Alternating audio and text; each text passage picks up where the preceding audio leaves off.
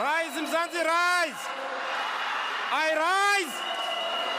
I rise! We rise! We rise! Rise, Mzansi, rise! Rise, Mzansi, rise!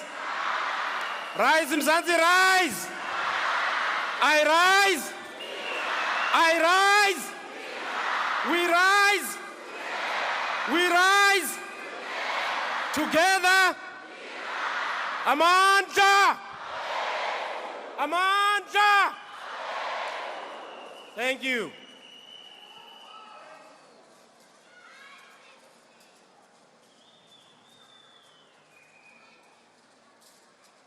Molweni. Sanibonani. Absheni. Dumela. Thobela. Goeiemiddag. Thank you. Today is a good day. It's a good day to be South African. Today is a big day. It's a historical day for South Africa. We are gathered here today because our country is in serious trouble. It is in crisis. Although many people believe politics is a game of promises, smokes, and mirrors, to us here in this room, this is no game. This is a life and death situation that we are in. There is one choice in this election. One question. Are we going to let the ANC continue ruining our lives and the future of our children? Well, we are here today because the answer is a big no. We love our families and communities too much to gamble with their lives by letting thieves stay in power. This is not the future we voted for in 1994. And therefore, it is time to once again move away from an abusive system and leaders who really, really hate us. We have said that 2024 is our 1994. 1994 was supposed to be about freedom and justice. But none of those things have been fully delivered. There is no freedom and no justice when there is so much inequality in our society. 1994 was supposed to end racism. But today, we have more victims of systemic racism than we did in 1994. Because our so-called leaders are unable to think outside the colonial toolbox. 1994 was supposed to be about healing the wounds of our past. But today, we sit with fresh wounds and scars caused by those who claim to be our liberators. Poverty is a violation of people's rights. Hunger is violent. Neglect is violent. Violent crime is traumatizing. 1994 was a crossroads in South Africa's history. We are at another crossroads now. If we do not change course, we will become another failed African state whose citizens are poor, even though our country has natural resources and natural wealth. Unemployment is higher now than it was 20 years ago. Violent crime is worse now than it was 20 years ago.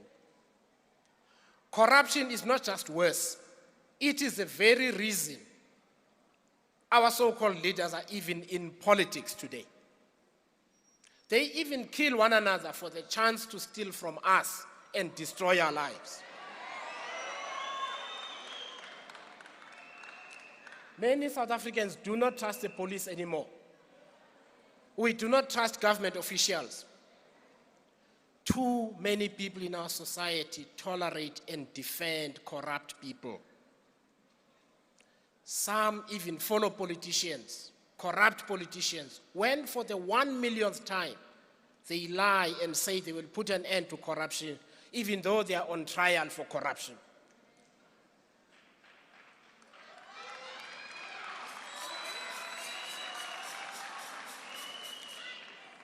We are a violent society.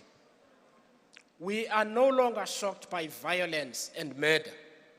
We just shake our heads and move on. And most of this violence is caused by us, men. We are violent to each other. We are violent to women and children. So all of us have to look at ourselves, look at the politicians, look at political parties, and we do our bit. As a people, we have become used to the unacceptable. When the lights go off at night, we keep talking and laughing as if nothing has happened. When power goes off for 4 hours instead of 6 hours per day, we celebrate and say the government has done well. In the city of Johannesburg, we have become used to homeless South Africans directing traffic during load shedding. We are being conditioned to watch and do nothing while our country gets destroyed in front of our eyes. And we must not let that happen.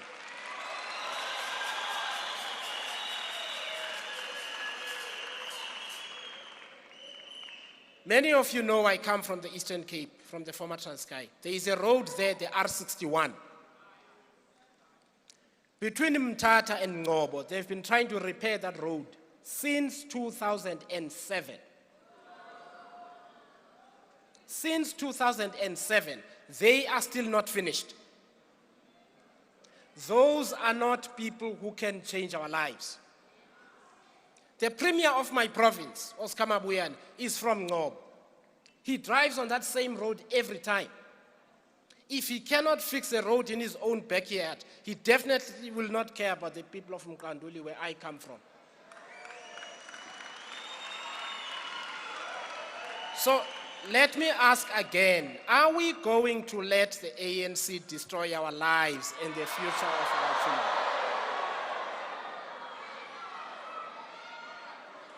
And the answer is no.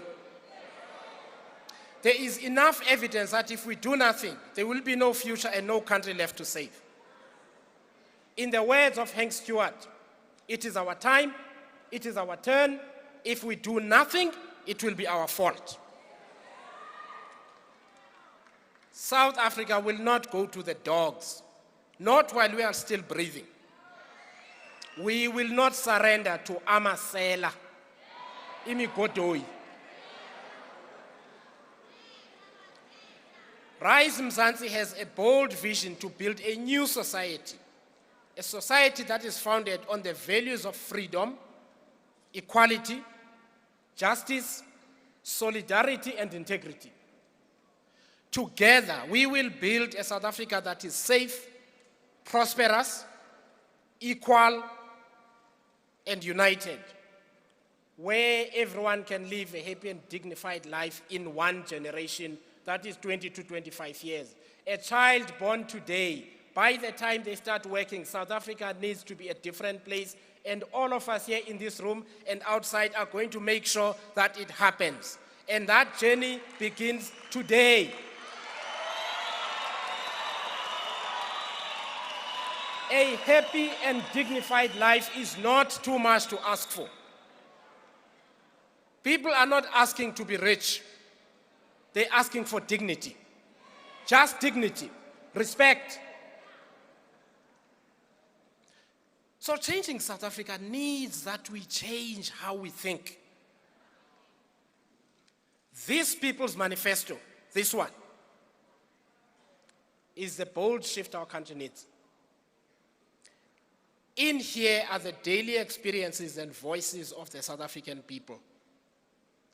This is about what South Africans know is wrong and how we must fix it. we promise no miracles. Instead, we make clear that reversing this disaster is going to be very, very hard. South Africa needs new leaders with vision and purpose and a strong sense of patriotism. These people don't love our country.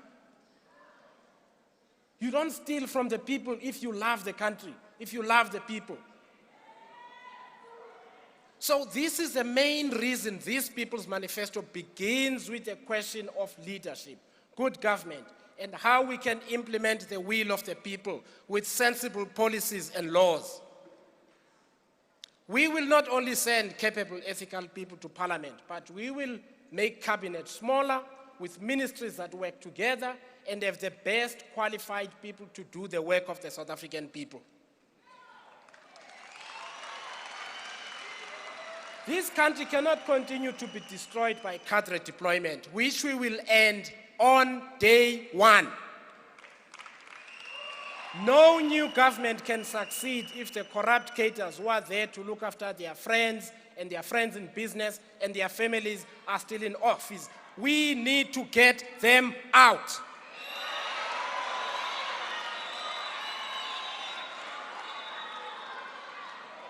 We have said the people must govern. The people must govern. Democracy is a government of the people, by the people, and for the people. It is not a government of the cadres, by the cadres, for the cadres. And so we propose a package of political reforms that will fix parliament because it is broken. We will fix the government, we will fix municipalities and the state-owned companies from which they steal every single day. It is not possible to change people's lives if the leaders are bad and unaccountable. While political and economic institutions are corrupted by people who do not know what they are doing except to steal from us. This is why we propose placing all collapsing, corrupt municipalities under national government administration within the first 100 days of a new government.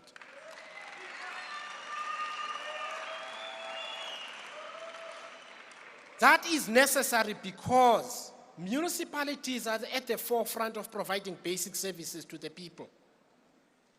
An inability to deliver basic services is a violation of human rights. This ANC government borrows irresponsibly, spends recklessly, and steals whatever the comrades can lay their hands on. Our government's bank account is close to empty while our so-called leaders are living large. So this is why we are committed to fixing government finances, prosecuting corruption, and spending responsibly to protect the social wage. You know, last week President Ramaphosa said, and he hides most of the time, by the way, he disappears for weeks and then he pops up to say something unbelievable. He was telling people that only the ANC can keep giving social grants. Other political parties will take it. He's lying. My friends, I want to tell you, there will soon be no money for social grants if the thieves are in charge of the national bank account. That's what we need to go out and tell people.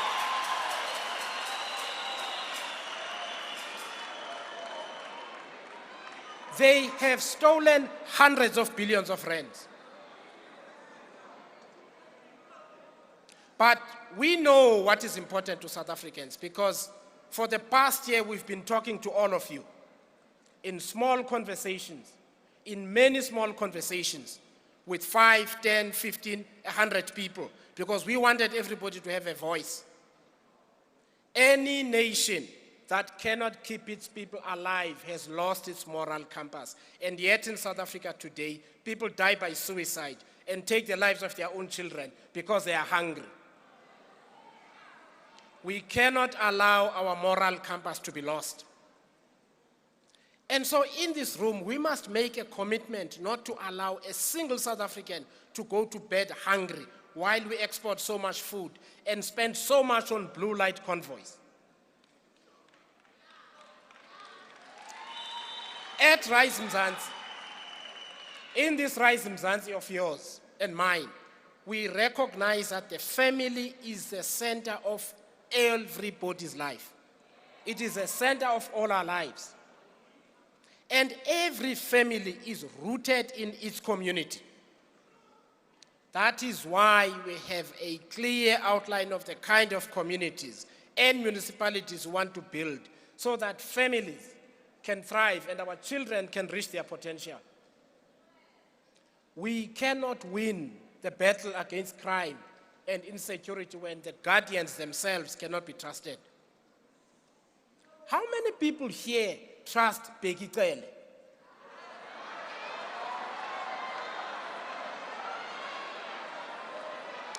How can we trust anyone appointed by Bheki Cele and a president who keeps money stuffed in his couch? And so what we will do, we will commission a review of the senior leadership of the security cluster, remove the corrupt elements, and keep the real professionals who are being prevented from doing their jobs properly.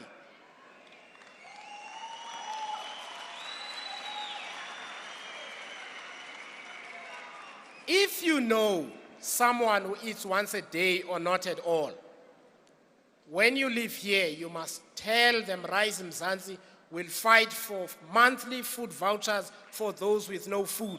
Nobody must go to bed hungry in South Africa.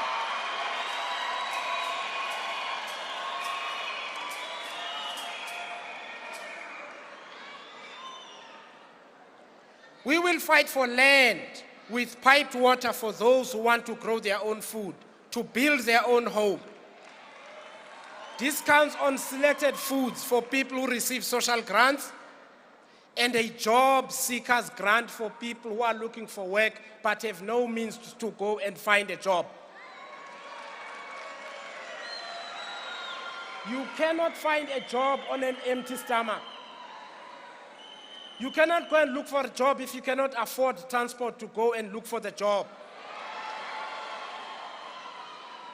If you are a mother with a small child and cannot afford child daycare facilities or caregivers, when you leave this venue, you must know that the Rise Mzansi government will fight for child care and early childhood development community facilities in every community. Mothers want to work. Mothers want to work. We must give them the means to go to work. We must train local educators and existing community child care workers, such as the Buzanala ECD Forum, who do this work under difficult circumstances. We have the people who can look after children while the mothers are at work.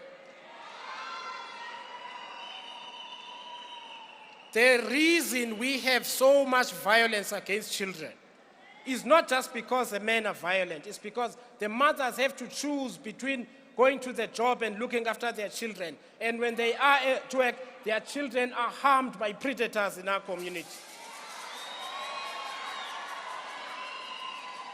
Low-income families and single mothers who pay income tax must have child-related tax deductibles for things such as paying for daycare, baby formula, cereals, and other essentials. There is money in South Africa, we just spend it on the wrong things. We spend 2 billion rand a year on blue light brigades, 2 billion.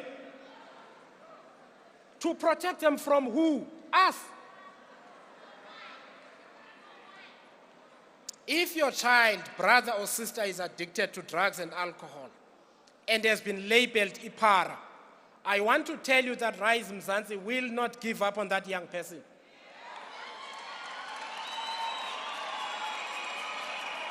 Unlike this government that lets victims of drug addiction waste away or puts them in prison, we will invest in rehabilitation and counseling facilities in every local municipality.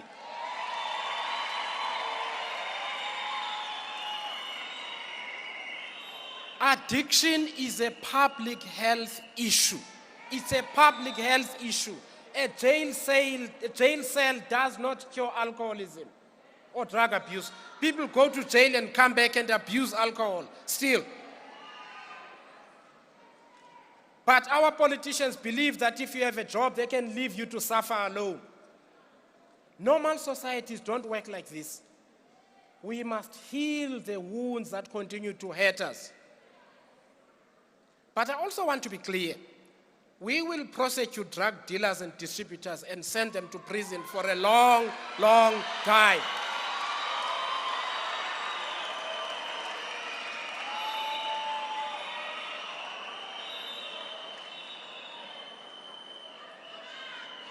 You know, yesterday, we were celebrating the class of 2023. These young people who've worked very, very, very hard to make sure that they can get a step in the ladder so that they can build their lives and help their families. And I want us to give a big round of applause to the class of 2023.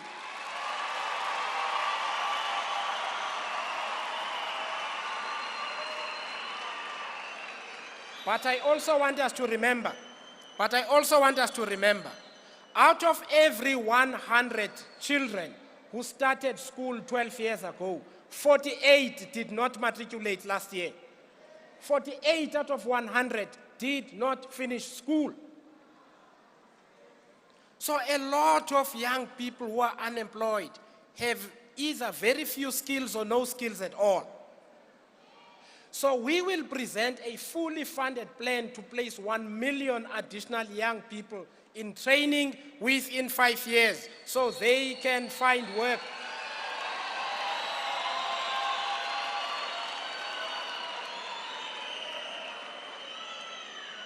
Many of us were around in 1994. When the ANC took over, the first thing they did was to close technical colleges, nursing colleges, teachers' colleges.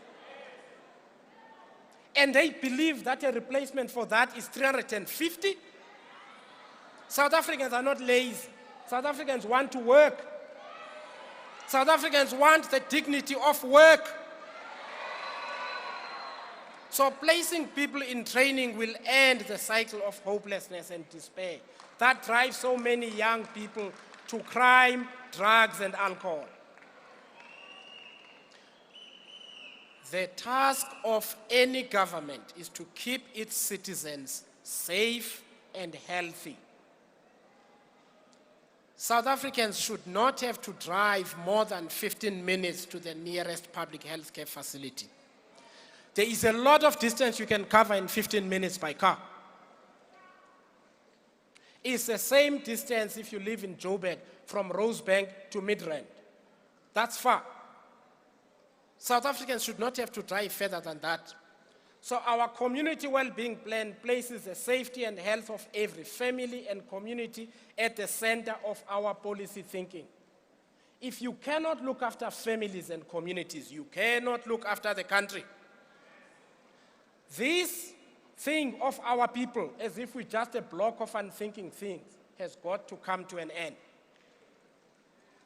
But I also want to say we cannot do any of this with a weak economy that these guys have destroyed. We have to rebuild our economy. We have to fix our economy so that we can make our manifesto a reality. This is going to be very hard, but we have a good plan for fixing our economy and putting people to work. First, we will tackle violent crime. People cannot open or run businesses when they get robbed or killed every day. You cannot keep and run a business when you are afraid.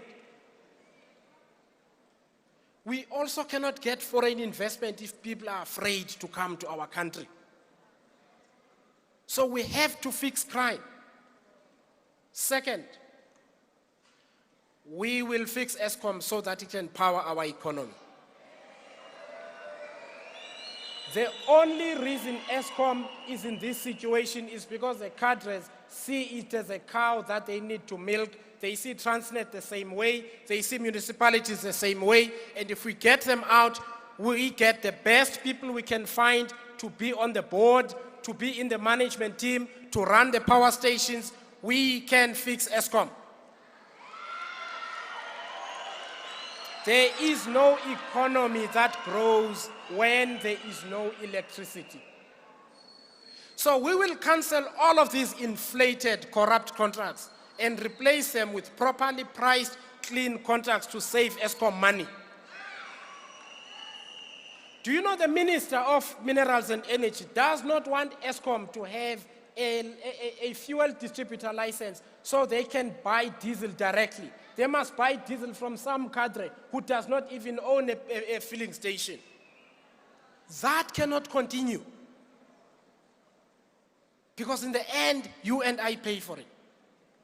So the money we save will be invested in new, less carbon-intensive power generation and transmission lines to stop load shedding. We will use cheap international funding and grants to produce solar energy products here in South Africa. Train South Africans to produce them here and put solar power in every single home.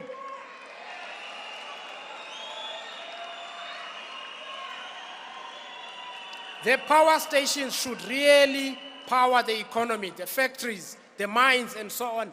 Each one of us within 20 years must have solar panels on our roof so that we can get electricity for free.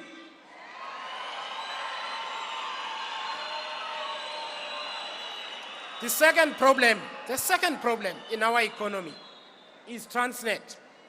It's Transnet. We have to fix our rail and port system by destroying the syndicates that make it difficult to operate. They steal cables to sabotage the railway lines so that we can put the goods on the trucks that they own. This tendency of banning trucks in KZN is not an accident. They're doing it on purpose and they're sabotaging our economy. It's treason. We must throw them in jail.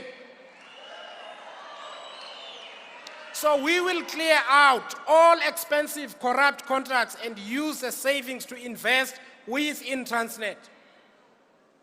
We will also stop borrowing from pension and provident funds and instead invite them to be investors and shareholders in Eskom and Transnet and others. Transnet and water infrastructure can also be invested in this way. In this way, workers who own the provident and pension funds can participate in how these organizations are governed, and the profits can go towards worker pensions, not corrupt comrades and their friends in business. We can use the same technique that was used during COVID to release 100 billion over 5 years to provide patient, low-cost funding to innovative Black and woman-owned businesses. These entrepreneurs will get help with specialized training and mentoring in partnership with successful businesses so that they do not fail. These people go around saying business is the enemy while they're busy getting money from their friends in business. Successful business people must help young entrepreneurs to also be successful. And I'll tell you what, many of them want to do it, but the comrades won't let them do it because they will only do it if you pay them a bribe.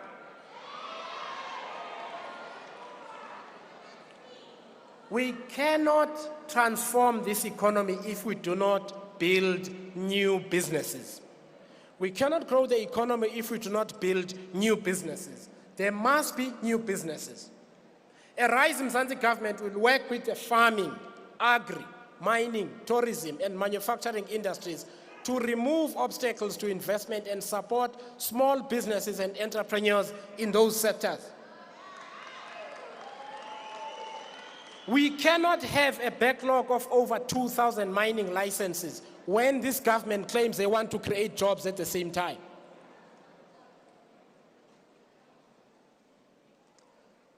Our foreign policy will advance human rights and compassion around the world. We will not let the love of money for corrupt leaders to determine when we speak up on injustice or not. Bombing an apartment or a school in Gaza is as wrong under international law and basic human morals as doing the same in Ukraine, South Sudan, or Israel. We must not care how people look or what their religion is, or only care when the human rights abuses appear on CNN, but we keep quiet when the victims are on our own continent.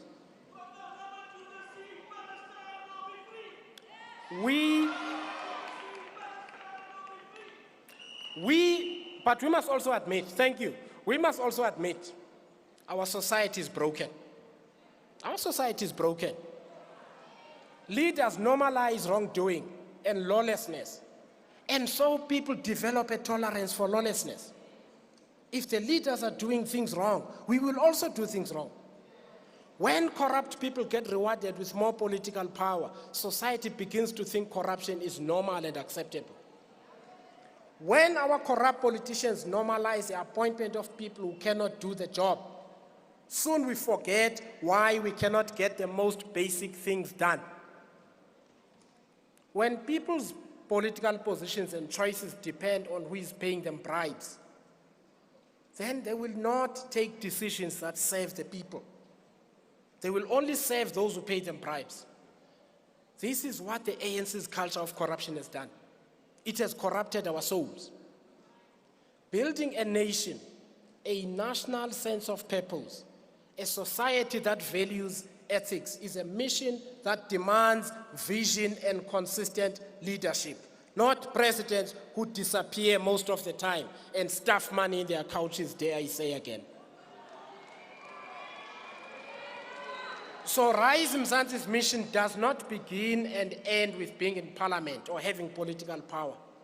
Our mission is to change our society, to set better and higher standards for this society, to demand better, to expect better from all of us.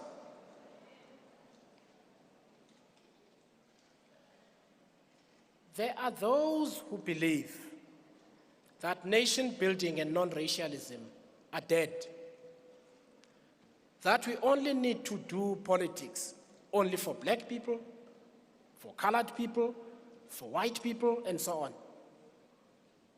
I am here to tell you that nation building is back in fashion with Rise Mzansi, and I'll tell you exactly how we're going to do it.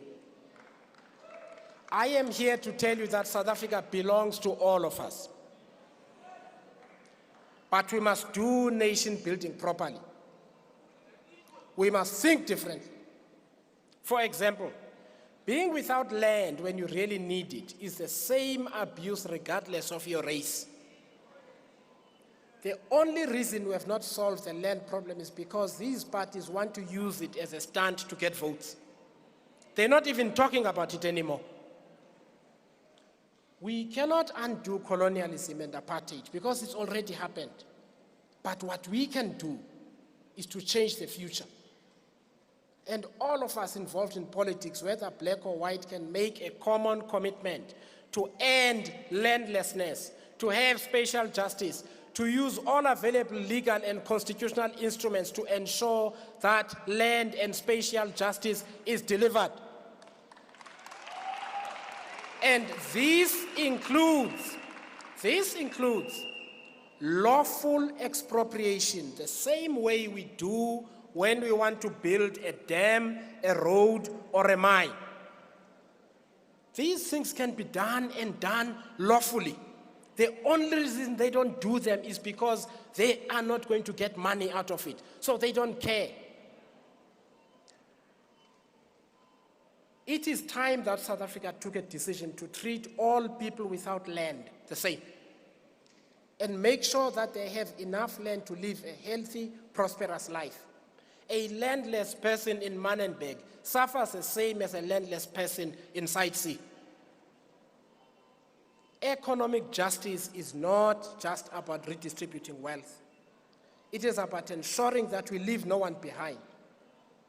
While we are totally committed to redistributing wealth through progressive taxation, there can be no economic empowerment if this tax does not turn into an opportunity for young people to get a good education, skills training, university degrees, and other qualifications, even if their parents have no money. Economic empowerment is not possible for someone without the tools to participate in the economy to begin with. We also cannot talk about economic justice when so many people are robbed by spatial injustice. Too many people in South Africa spend almost all of their money trying to get to and from work. So we need a proper public transport system. So what do education, public transport, health, and other community facilities have to do with economic justice and national healing? It's because apartheid was about deprivation. Depriving people of these things hurts the same as when a racist government does it. Even if it's a democratically elected government, if they deprive you of the same things that the government before 1994 was doing, they are just as evil. So it is to such public things that redistributive taxes must be invested. Education, public safety, health, water, and other infrastructure. But I want to talk to most of us in this room. We must think about the people we do not see. We treat South Africans with disabilities badly by pretending they do not exist.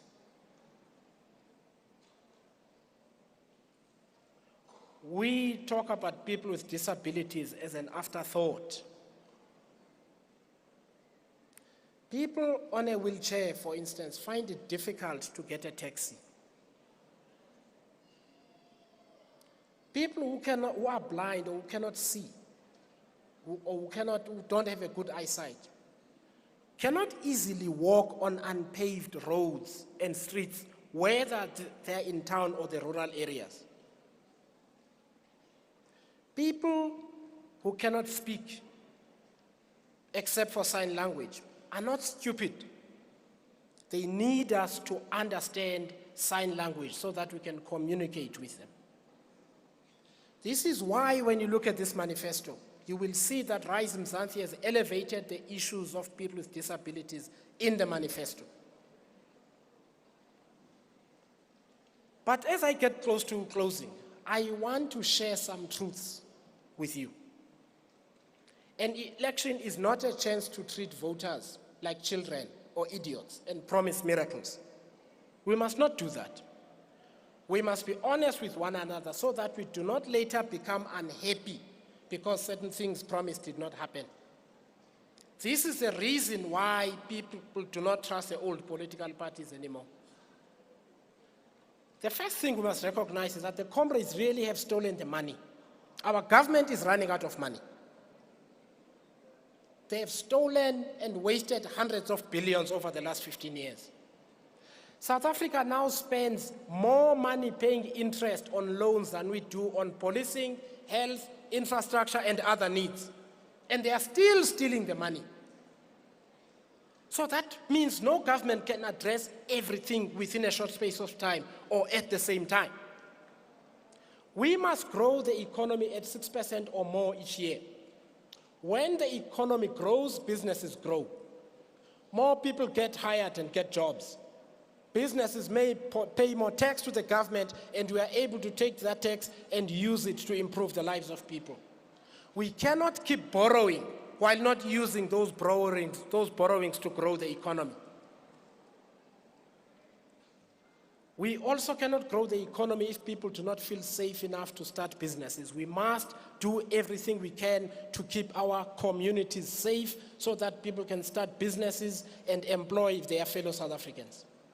In Mthatha, where I come from, the violent crime is so bad that people are afraid to even start a spaza shop. We cannot fight crime if business people and their customers are not safe.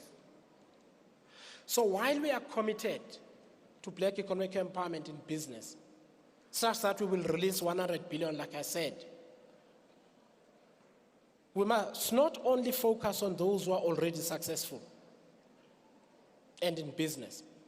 You cannot end inequality when so many do not finish school. We have to aim for a 100% pass where every child who began school finishes matric. We must ensure that every child has food in a stomach, has excellent education facilities and teachers, and gets post-school education and skills training.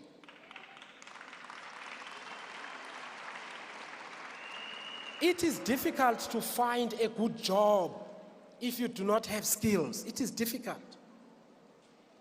And you cannot have good modern skills if you do not finish school. The second thing is that the government cannot build a house for everyone. Some people need houses from the government, yes. But others want land so they can build a house for themselves.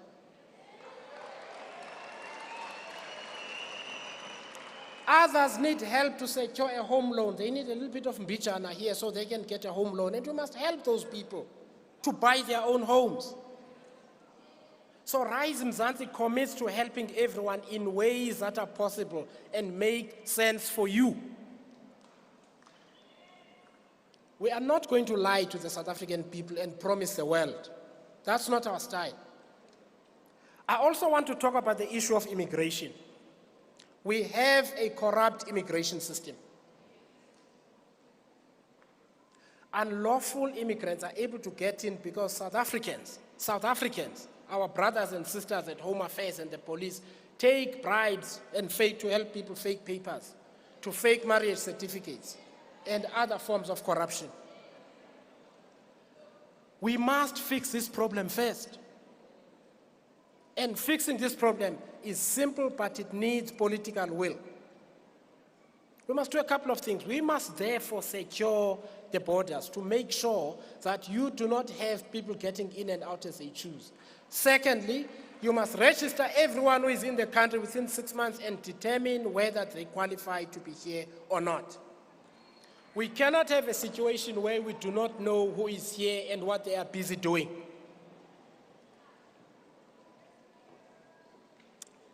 I hope they're not coming to attack me.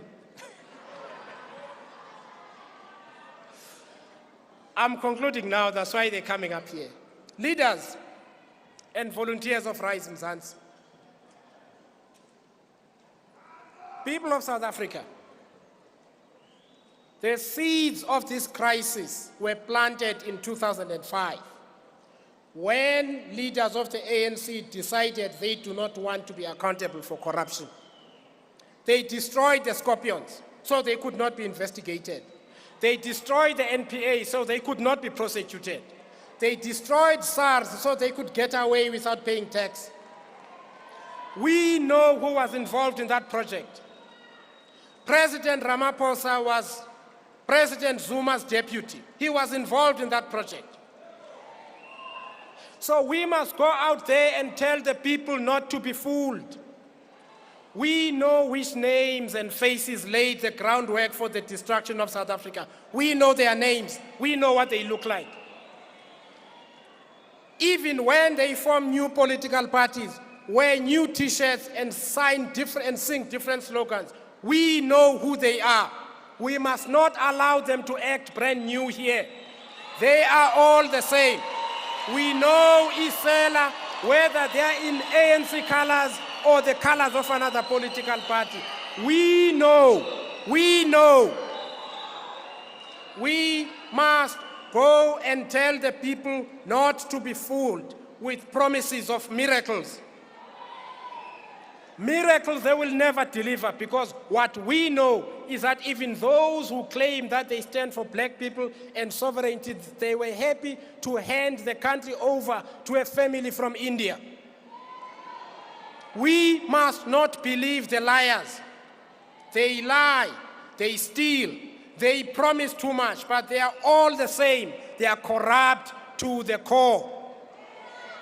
But Rise Mzansi is here now. We are here now. We have new leaders. We have a better vision. We have 120 days to the next election. And we have a plan. We have a manifesto. This manifesto.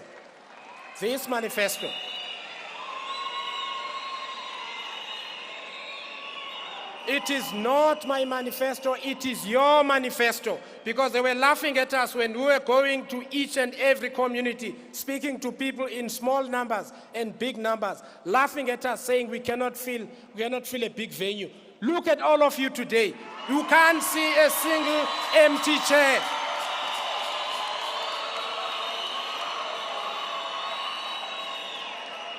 take time to read this manifesto. Take time to read this manifesto, because in here are the things you told us are important to you. The mothers who said the maintenance court does not work. The single mothers who said, I don't have anywhere to leave my child when I go to work. The parents who said, my children are addicted to drugs and I cannot help them because there is no rehab. The people who said the police are corrupt, we won't even report crimes to them. All of that is here because we were listening while they were laughing. This is serious. This is serious. If we wait or doubt, more people will die, and we cannot let that happen on our watch. If we allow these uncaring people to stay one more day at the union buildings or controlling parliament, we will have to answer to future generations on why we allowed them to steal their future before they were even born. We need to go out and win votes to win the hearts and minds of South Africans. With this manifesto, which is realistic, there is no BS here. We need to wake up every day to meet and connect with South Africans and tell them that Rise Mzansi is here to build the South Africa we deserve. We, all of us here, are the new leaders we've been waiting for. Let us rise. Rise for your families. Rise for your communities. Rise from Mzansi. Rise Mzansi, rise. Rise Mzansi, rise. I rise. I rise. We rise. We rise. Together. I rise.